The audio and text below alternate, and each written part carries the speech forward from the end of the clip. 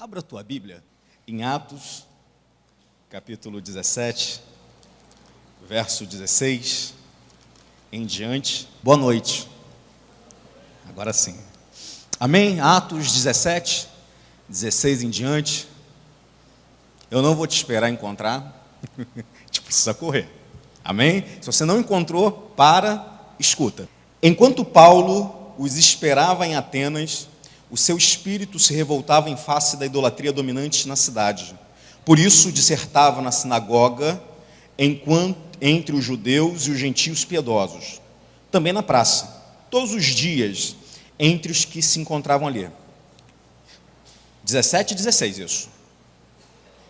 E alguns dos filósofos, epicureus e estoicos, contendiam com ele, havendo quem perguntasse: que quer dizer esse tagarela? E outros: parece pregador de estranhos deuses, pois pregava Jesus e a ressurreição. Então, tomando-o consigo, o levaram ao Areópago, dizendo: poderemos saber que nova doutrina é essa que ensinas? Posto que nos trazes aos ouvidos coisas estranhas, queremos saber o que vem a ser isso.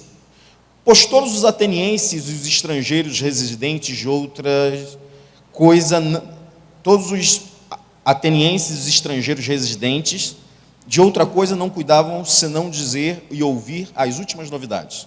Então Paulo, levantando-se no meio do Areópago, disse: senhores atenienses, em tudo vos vejo acentuadamente religiosos, porque passando e observando os objetos de vosso culto, encontrei também um altar no qual está inscrito: ao Deus desconhecido.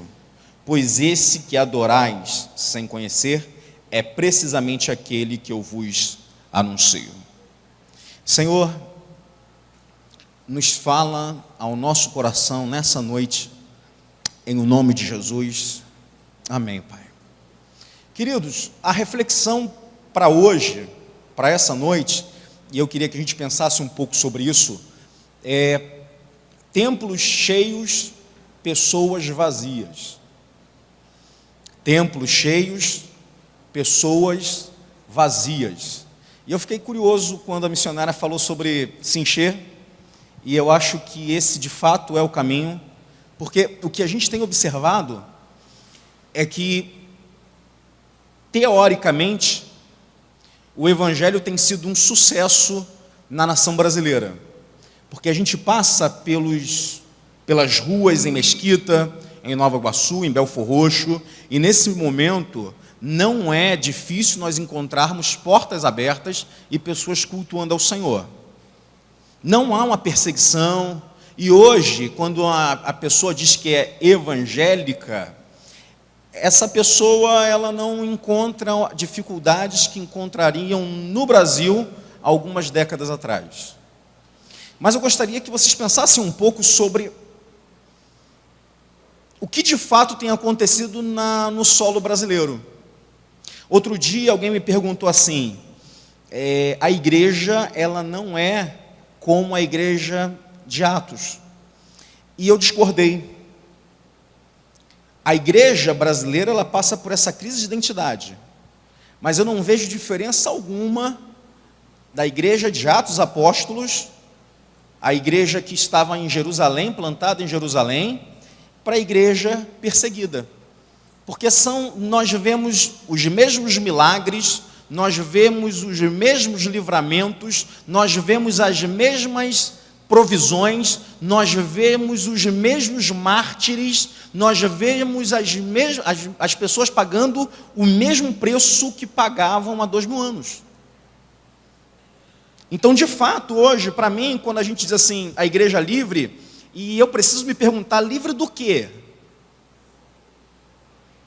A igreja brasileira é a igreja livre. Livre do quê? Será que essa liberdade ela tem feito... ou melhor, será que nós estamos valorizando essa liberdade? Então, há que se pensar um pouco. Porque pessoas, e poucas pessoas, com tão poucos recursos, fazem tanto na Turquia, e nós, com tantos recursos, e sendo tantos, fazemos tão pouco no Brasil. Quando eu vejo essa passagem aqui da igreja, ou melhor, de Atenas, e aí o Paulo no meio daquele movimento enorme, porque de fato Atenas era a capital cultural mundial, existia-se um predomínio militar de Roma, mas culturalmente os romanos se dobravam aos gregos, e isso antes, até no tempo de Alexandre. Quando eu vejo Atenas e aquele burburinho cultural, e aquelas pessoas tentando tratar de conhecer das últimas novidades, eu fico pensando que me parece muito com o Brasil. Essa Atenas aqui, ela tem semelhanças muito parecidas com o Brasil. São pessoas que não podem ver uma novidade. É gente que gosta da moda. É gente que gosta de estar antenado. E aparece uma doutrina aqui, a pessoa abraça essa doutrina, e logo após aparece uma outra doutrina, e a pessoa abandona a doutrina anterior para abraçar essa nova doutrina, e aí essas pessoas acabam vivendo de doutrina em doutrina. Era isso que estava acontecendo aqui em Atenas. E Paulo, vendo esse movimento todo, ele olha para aquilo tudo e começa a ficar incomodado, e pregando na sinagoga, pregando nas praças. Eu fico pensando, imaginando esse movimento todo do apóstolo Paulo junto dos epicureus e dos estoicos, e assim, de maneira muito rasa, mas muito rasa mesmo. Epicureus era uma filosofia que tensionava atingir a felicidade, e os estoicos eram uma filosofia que achavam que poderiam alcançar o conhecimento através da razão e da lógica. Nada parecido com o clamor do brasileiro, não é isso? Que é ser feliz e saber de tudo. Pelo menos a sabedoria que ele pensa que é sabedoria. Entendido em muita coisa. E Paulo, no meio daquela gente toda, começa a pregar, e logo após isso acontecer, alguns gregos chegam diante dele e levam ele a um lugar chamado Areópago. Areópago era um lugar que ficava nas colinas, no nordeste da Acrópole de Atenas, e esse lugar, ele era um lugar muito especial, porque ali funcionava a Suprema Corte ateniense. Ali funcionava uma assembleia que demandava e falava sobre muitas coisas, decidiam sobre muitas coisas, tecnologia, educação, governo, tudo ali era decidido na Acrópole, ou melhor, no Areópago. E diante disso, eles começam a perguntar a Paulo: e aí, como é que é? Como é que faz? E aí Paulo vai e começa a pregar a esse Deus desconhecido.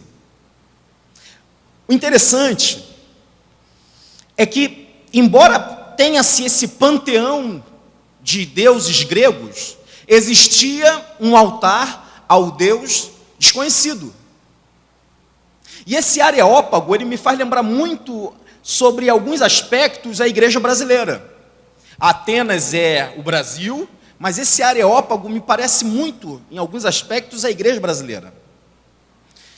No que tange a se sentirem a elite do povo grego, no tocante a se acharem por cima. Eles eram tão por cima, mas tão por cima, que o local onde eles precisavam se reunir, precisavam ser no alto, para mostrar que eles eram superiores aos outros homens.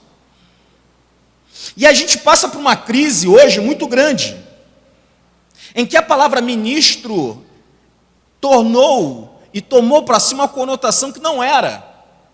Hoje a gente encontra ministros, e quando eu digo ministros, eu quero trazer para o campo igreja, religioso, porque no campo político essa palavra foi completamente corrompida. Mas ministro, a gente vê hoje que ministro é aquele que manda, quando na verdade ministro é aquele que serve. Eu tenho muito temor, porque esse Areópago, ele é exatamente o retrato do que acontecia em Jerusalém, no Sinédrio. O Areópago era o Sinédrio grego. E toda a comunidade em todos os povos, em todos os países, nós teremos uma gente que vai tentar ser a elite daquele povo. Se nós formos para a Europa, nós teremos uma elite. Se nós formos para Roma Antiga, nós teremos uma elite. Todas as nações e todos os povos, nós teremos elites querendo controlar aquela nação. E a minha preocupação de verdade é que a igreja brasileira hoje se sinta a elite do Brasil, se sentindo melhor do que os outros. Deus não nos chamou para sermos policiais de Deus. Porque a polícia é assim, né? Prende, cerceia o direito de liberdade, exercendo a autoridade que lhe foi dada pelo Estado. Mas nós não somos a polícia de Deus. Nós somos os servos do Senhor. E essa é a minha preocupação. Hoje nós temos templos que estão cheios de pessoas completamente vazias. Gente que não é relevante. Gente que é levado por qualquer vento de doutrina. Eu fico vendo os filósofos gregos, eu até acho legal, maneiríssimo. De vez em quando eu dou uma filosofada. Mas não existe sabedoria genuína que não venha do alto. Não existe. Esses epicureus e os estoicos, à procura da felicidade, à procura do verdadeiro conhecimento, não passam de crianças.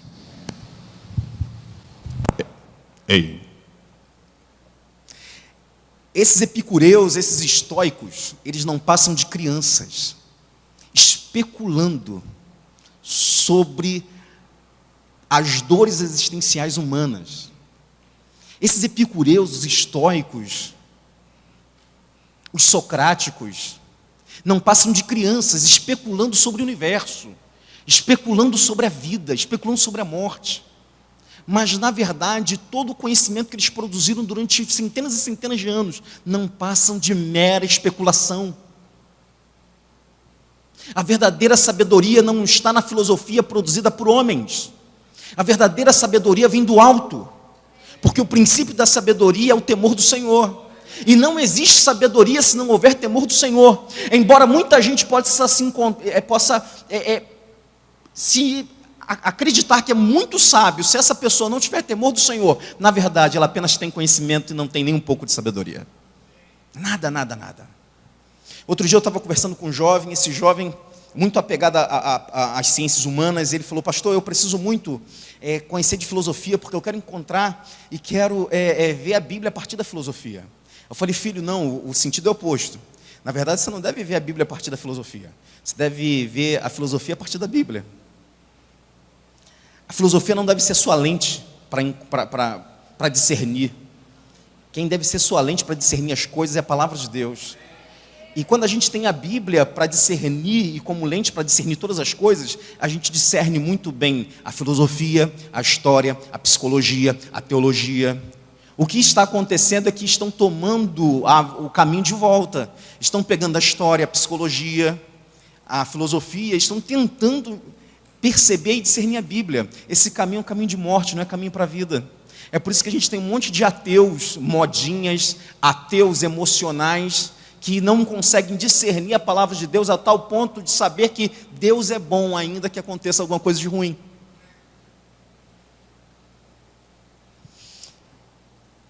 E nesse caminho, a igreja, ela acaba perdendo um pouco sua identidade, sua vocação. Nós deixamos de ser relevantes, pelo menos aqui no Brasil. Dizemos e cantamos que estamos dispostos a morrer, mas blasfemamos basta ter uma unha encravada.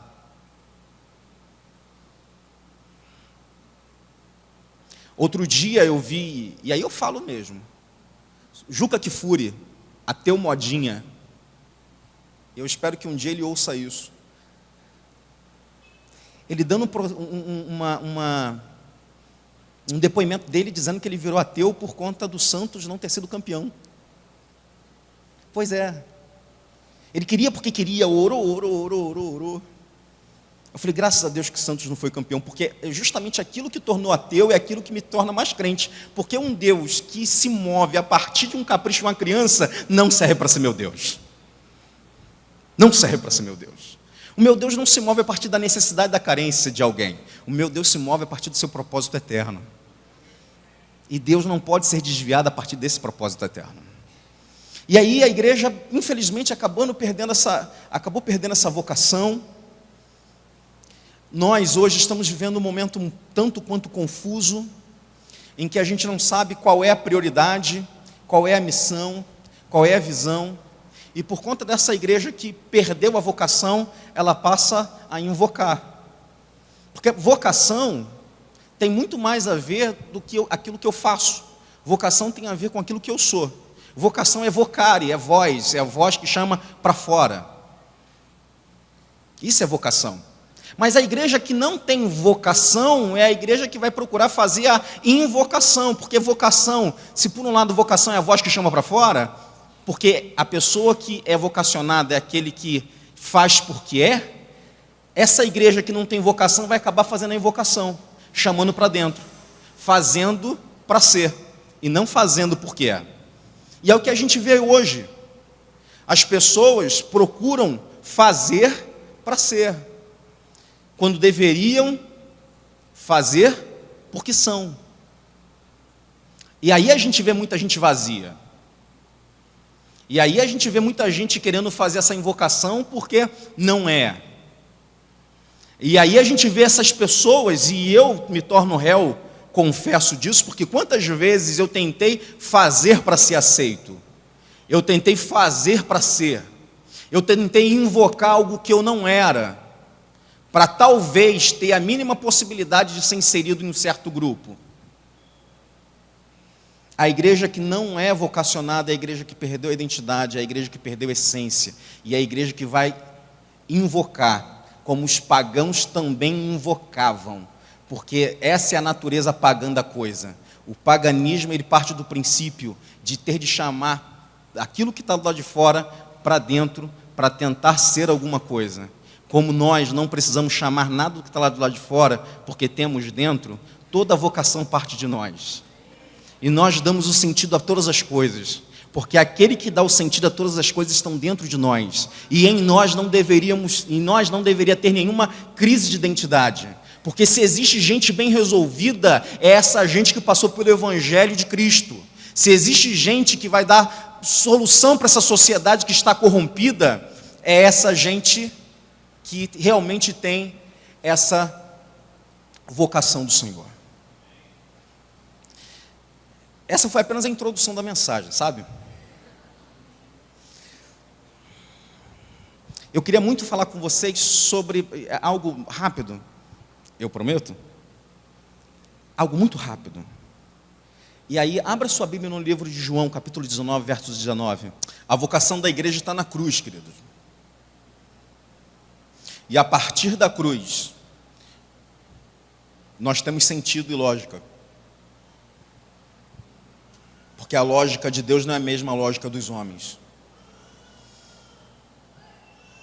A Bíblia diz assim: Pilatos escreveu também um título e o colocou em cima da cruz, o que estava escrito: Jesus Nazareno, o Rei dos Judeus. A igreja, infelizmente, perdeu a sua eficácia na pregação do Evangelho do Reino. E essa igreja que perde a vocação é a igreja que vai pregar qualquer outra coisa, menos o Evangelho do Reino. Vai estar tudo muito misturado, como acontecia nos templos atenienses. Pode-se falar até alguma coisa sobre Deus, mas vai estar misturado com um monte de mitologia do panteão grego. Como Deus não divide a glória dele com ninguém, e o diabo, ele não está interessado em te tornar um ateu. O diabo, ele está muito mais interessado em te tornar um incrédulo. E existe a diferença entre ateu e incrédulo. Ateu é aquele que diz que Deus não existe. O incrédulo é aquele até que considera a existência de Deus, mas a sua crença está completamente errada. E é muito mais fácil você evangelizar alguém que não conhece Deus, alguém que não acredita na existência de Deus, do que aquele que está assoberbado por informações erradas sobre Deus.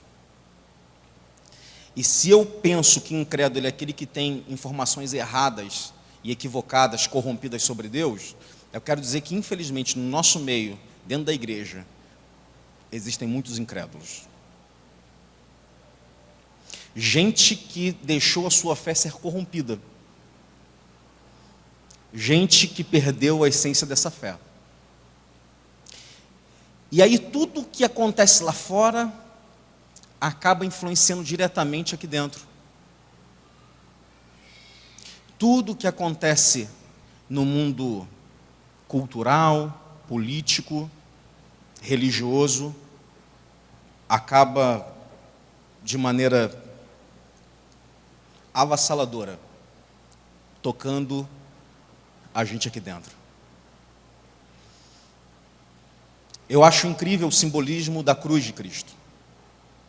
Embaixo desse versículo 19 está escrito que essa placa dizendo Jesus de Nazaré, Rei dos Judeus, estava escrito em hebraico, latim e grego. E não era à toa que estava escrito em hebraico, latim e grego. Simplesmente Pôncio Pilatos escreveu a maior pregação de todos os tempos nos 3 principais idiomas da terra: hebraico, latim e grego. Ele disse em hebraico, Jesus de Nazaré, Rei dos Judeus. O hebraico é a língua da religião. Ele disse em latim, Jesus de Nazaré, Rei dos Judeus. E latim era a língua da política. E ele disse em grego, Jesus de Nazaré, Rei dos Judeus. Era a língua da cultura, da intelectualidade, da filosofia. Essa cruz aponta para uma transformação desses 3 meios em que nós deveríamos proporcionar. A nossa pregação deveria transformar o mundo religioso, o mundo político e o mundo cultural. Entretanto, o que nós vemos é o oposto. A religião influenciando a nossa pregação, a política influenciando a nossa pregação e a cultura influenciando a nossa pregação. Nós vemos uma inversão daquilo que deveria ser o sentido da cruz. E se vocacionar é chamar para fora, não é à toa que eclésia, que igreja, significa também chamar para fora. E à medida em que nós não vamos para fora, nós perdemos a nossa vocação. E aí a gente tem um monte de cristão exercendo o mais profundo e a mais óbvia sentido do paganismo, que é a invocação. Tudo que é chamado para dentro, querido, é morte. Nós já recebemos o suficiente para sairmos e para irmos e para darmos, para operarmos, para nos sacrificarmos, para morrermos se possível e se necessário for. Mas até quando nós continuaremos crianças?